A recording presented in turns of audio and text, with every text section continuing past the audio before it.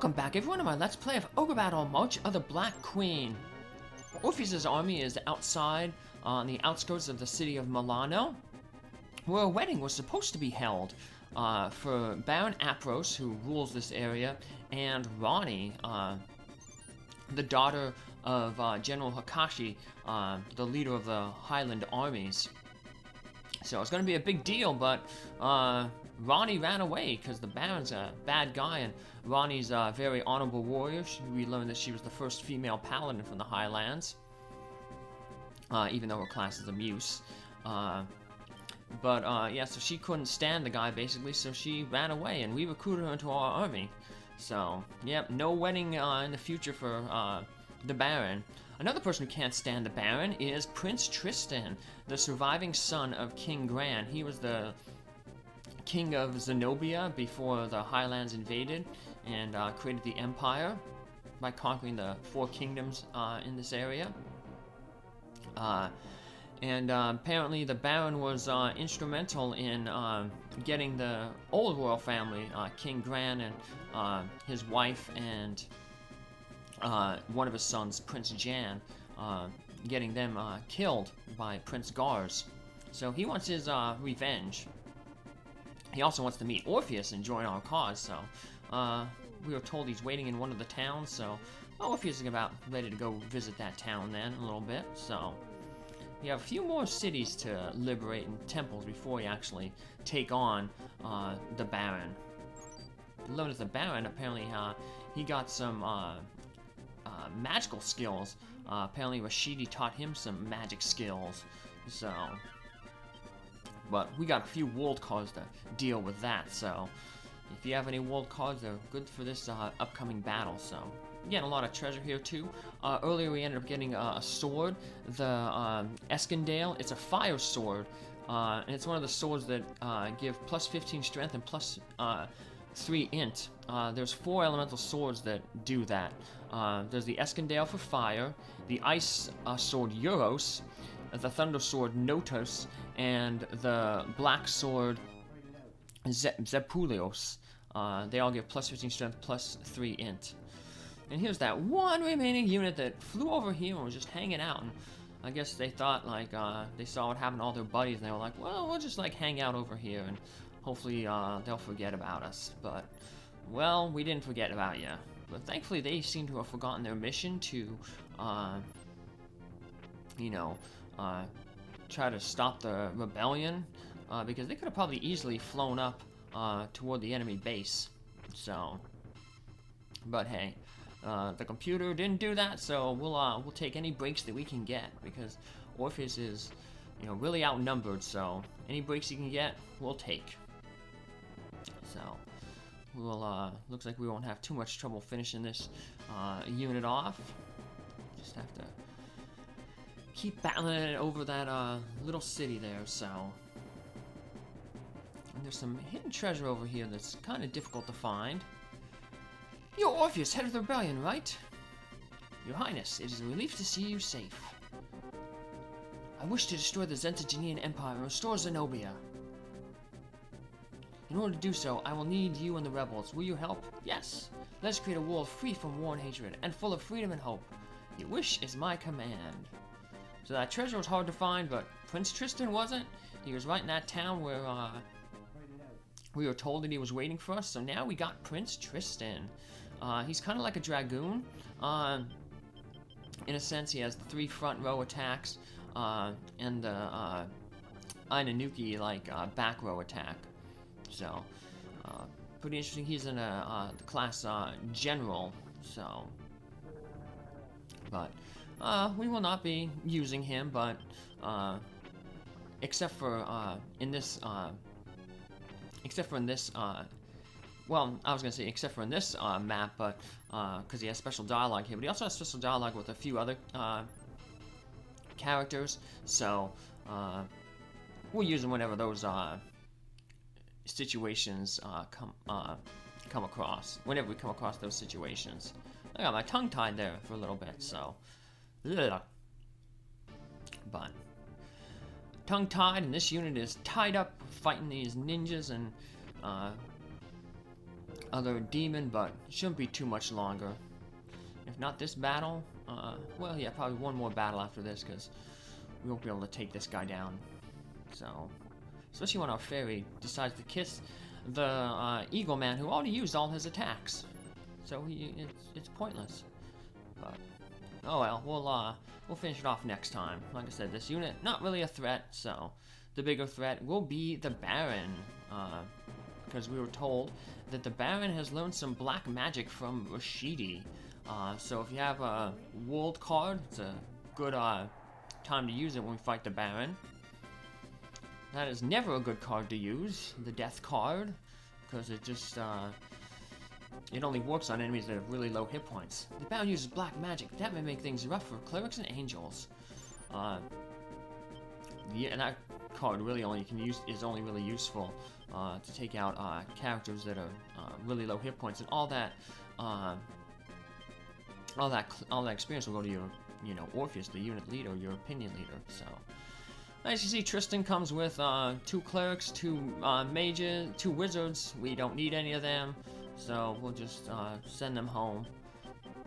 I know you said that we were, when they said that, whatchamacallit, they said that Prince Tristan left with his friends, so I guess those are his friends, but, sorry.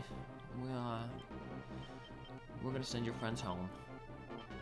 Instead, we're going to give Prince Tristan some new friends in the forms of a princess and 2 liches, and Rauny the Muse.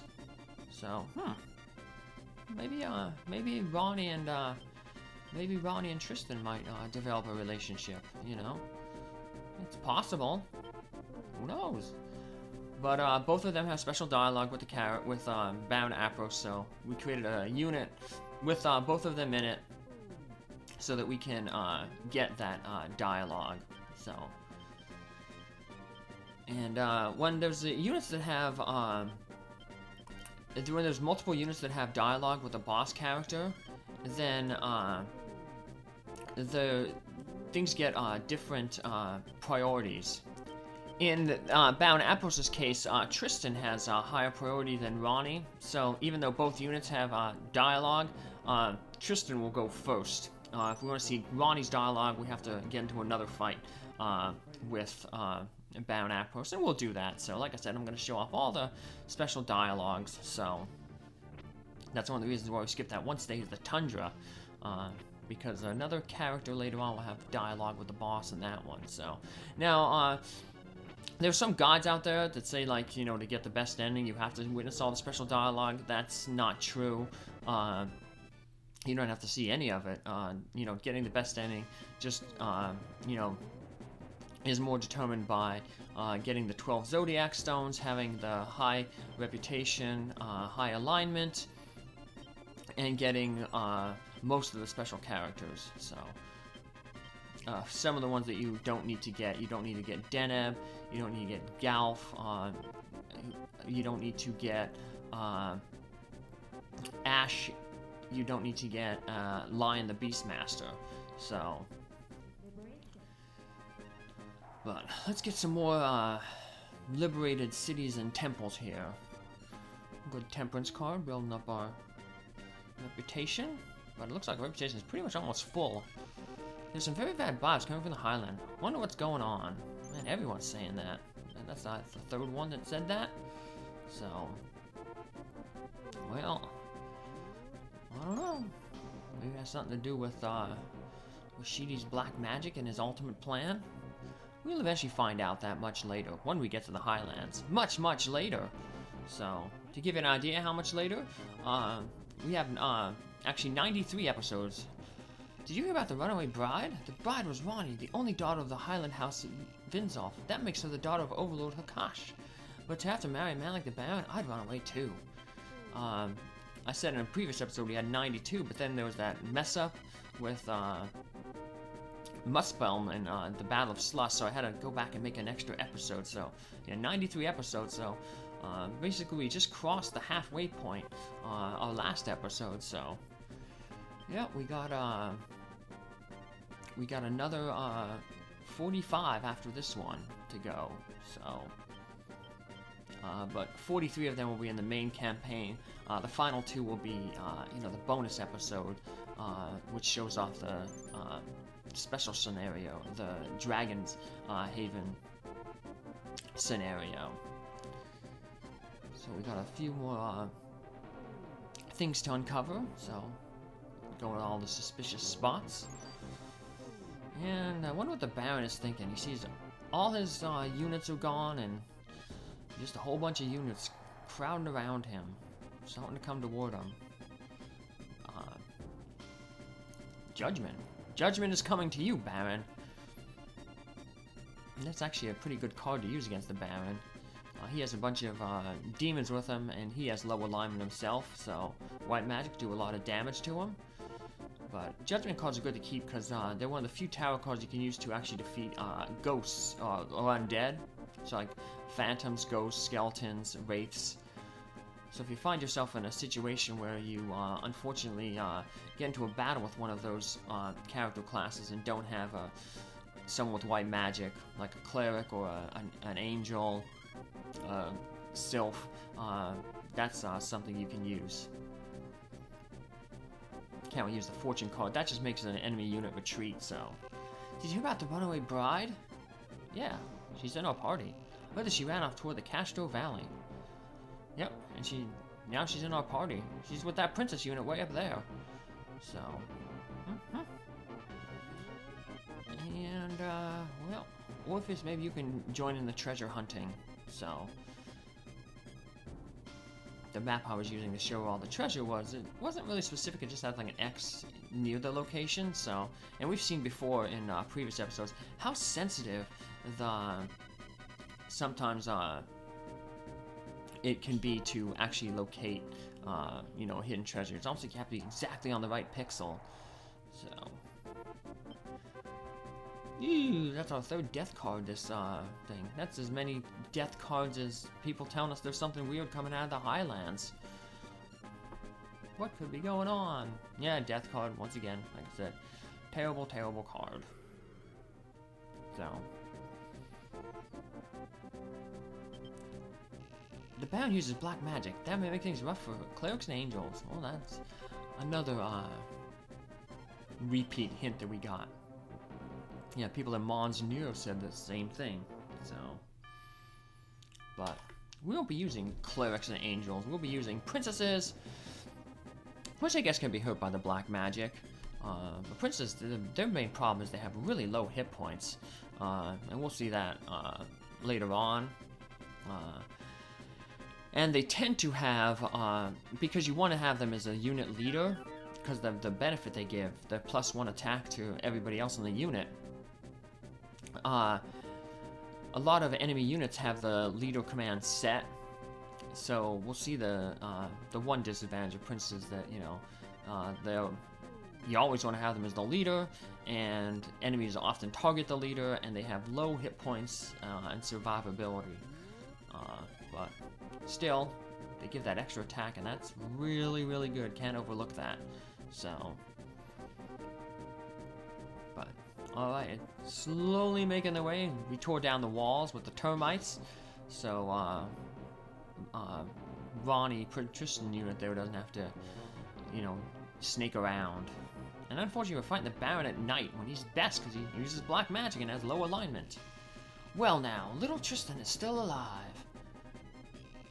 Traitor, you foul traitor of Zenobia. Traitor, is it? Please, spare me. And Zenobia was just a second-rate noble. You don't know how I suffered under King Gran. He never knew to whom he owed his success. Desist with those pompous lies. Prepare to pay for what you've done to my father and the people of Zenobia. Well, boy, you leave me no choice if you wish to die, so badly to die. Well, I don't really want to die. I'm just gonna run away. Yeah, I don't feel like fighting you. Tristan has like really long hair there. Reminds me of Zero from the Mega Man X series. When I first played that game, Mega Man X, I thought it was a cape that he had on there, which I thought would make more sense. But it turns out later on that the big yellow thing behind him is actually his hair. I don't know why you'd want to give a robot hair. How dare you fight in this beautiful city? You rebels have become such a bother. Just what do you hope to do? Well, you leave me no choice. I must use the power given to me by Rashidi to defeat you.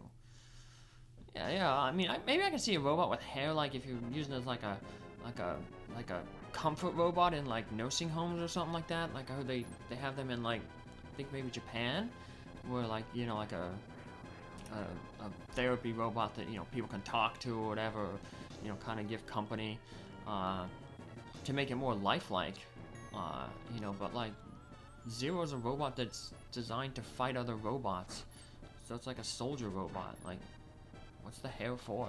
So I don't know, it's weird. I'm thinking too much. But we saw the dialogue there. If we fight Baron with a unit that doesn't contain either Rauny or Tristan. And speaking of units that contain Rauny or Tristan, round 2 with the Baron. Well now, you've come back. Yes, to say goodbye to you forever, Baron. Now you know how your father would feel if he heard you say that. Not only do you refuse me, but you turn traitor to the Empress and join the rebellion. I am a paladin. I don't live for personal advancement. A paladin takes a vow to fight for justice and protect the name of the Highlands. And in order to fulfill that vow and for the Highlands, I must finish you. Ah, such talk to your fiancé. Very well. Die then. Well, it's a good thing they're not getting married, because something tells me this marriage would not have lasted. So let's use our world card, and that'll basically stop the Baron's magic. But he has nothing to stop our magic. Ooh, summon a big meteor. That meteor looks like really funky. It looks almost like a dog's squeaky toy. It has like those little like protrusions on it, and make it bounce around. I think there was a dog squeaky toy like that. Yeah, it was like battery operated. You put the batteries in it, it bounced around. So dogs have so many fun toys. My friend's dog like loves anything that has squeakers in it. My dog though, who's a little Chihuahua Spartacus, he's not a fan of things that have squeakers in them. He's like scared of everything. He like a toy if it has a squeaker in it, like he's scared of it when he bites it because it squeaks, it makes noise, he's like ah, and he runs away. So yeah, he has a few toys that he likes, but none of them have squeakers, obviously. We thought it was funny because he was my friend's dog had one of those water bowls that like self-filled. So you just filled it with water, and then you turned it upside down, and as the water came out into the bowl section, and then, you know, the pressure equalized, and then when the dog drank, eventually, you know, the water in the bowl would lower, and then more water would come out from the upside down tank. And you'd get these little air bubbles, kind of like if you have like a water cooler. You know, after you drain enough water, an air bubble pops up. Yeah, well, that happened with that water container, that water bowl dish. And the bubble like came up when Spartacus was drinking out of it, and it scared him, and he never wanted to go back to that thing again. So you always got to keep just fresh or still standing water for Spartacus in a normal dish. So good old spark plug. But I know someone who likes that still standing water. Now that not only Zenobia but also Milano's fallen, revolts are springing up everywhere. Pops. Yeah, the rats like they like to drink out of Spartacus's water bowl when they're out doing their free roam plan. Spartacus, not really a fan of it, but there's some very bad vibes coming out of the Highland. I don't know what's going on. Same stuff as always, same dialogue as always. Yeah, the Sparky didn't like that, but Spartacus is okay. You're not gonna go thirsty or hungry. Thanks to you, Milano may return to peace. Thank you. Still though, the dogs, they the dogs and the animals, they just have that instinct in them. They want to guard their possessions. So it's funny when a lot of times we start, like when I first adopted some rats, they often are like, when they start getting, you know, treats and stuff like that, they're like confused and they fight over it. I've heard that thanks to your success, many small rebellions are breaking out. Also that many far-sighted nobles and merchants are preparing to escape from the Empire. It looks like the end may have come for the Zentagenean Empire. Yeah, they don't realize that treats and stuff like that will be aplenty. You know. Then eventually they get used to it. So, they're like, wait, this food dish is always gonna have treats and snacks for us. And then they calm down a little bit. But for those first few weeks or so, new environment, but they adapt to it pretty well. It was like funny, like they adapt so well. But I wonder how good humans would adapt if they were put in like a similar situation. Thanks to you, Milano, I return to peace. Thank you. You know, like for instance, like my rats will be sitting in their, you know, their cage eating. You know, and it's time for playtime, and my big hand will reach in there and grab them and pull them out and put them in there. You know, it's like, could you imagine if you were sitting down at your kitchen table and this big giant hand just reached in there, grabbed you, picked you up and put you outside? You'd probably be really freaked out, but the rats just keep eating their food or their snack like nothing's happening. And I'm like, oh yeah, this is just totally normal for this big thing like 100 times the size of me coming to grab me. So, hey, this guy found a Book of the Dead. That's our second Book of the Dead. We know what to do with that. Take it back to Badista, back in Sharam district, to get an undead ring. We had more undead staves. Well, we can use that undead ring on the Tiamat that we get eventually to make that zombie dragon. So, well, same thing, telling us that a bunch of revolts are springing up thanks to our success, both here and in Zenobia. So, but we won't make any more liches. Too overpowered. There's some very bad vibes coming up, Holland. Okay, so yeah, I'm I'm eventually gonna basically get my army down to one of each class, but I'll have 2 princes and 2 liches because they're just too good.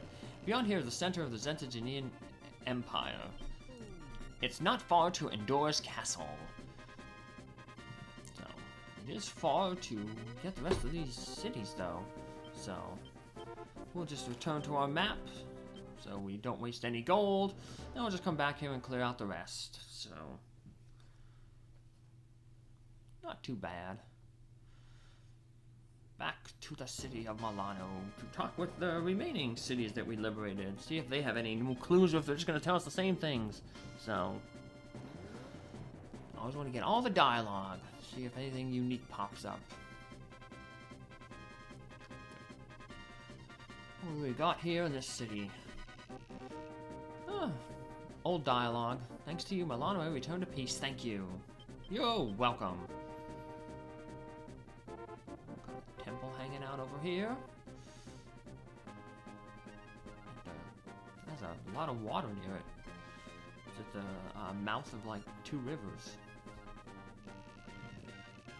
Bad vibes coming from the Highlands. Wonder what's going on. Well, we'll find out eventually. Still have a little ways to go though. But we're making good progress toward those Highlands. So. Cross the mountains, come over here. And then we'll head down and make like a little L shape. Get the rest. Did you hear the Empire discovered one of the skylines, Shangri-La? I was very surprised to find out that it really existed. Yeah, and the Empire is going to apparently use their magic to move that sky island over Zenobia and then drop it. Basically eliminating Zenobia and Shangri-La at the same time. We will learn later on that Shangri-La was actually a shrine to this world's goddess of justice, and that's where we're going to actually get the quest to, you know, hunt down and find the Zodiac stones. So, but we won't get that until later, even after we liberate the Shangri-La. We have to go back there with 3 important items.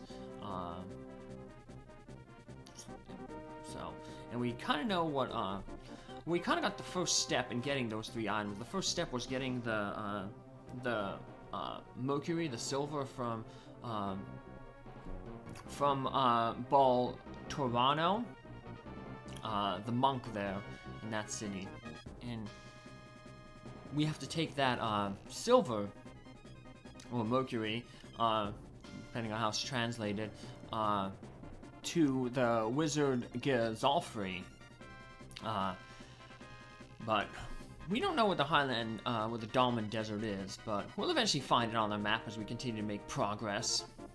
The interesting thing is, the Dalman Desert, it's part of a route split. You actually don't have to actually go visit you don't actually have to go visit that stage. But, you know, like I said, I'll be visiting all the stages.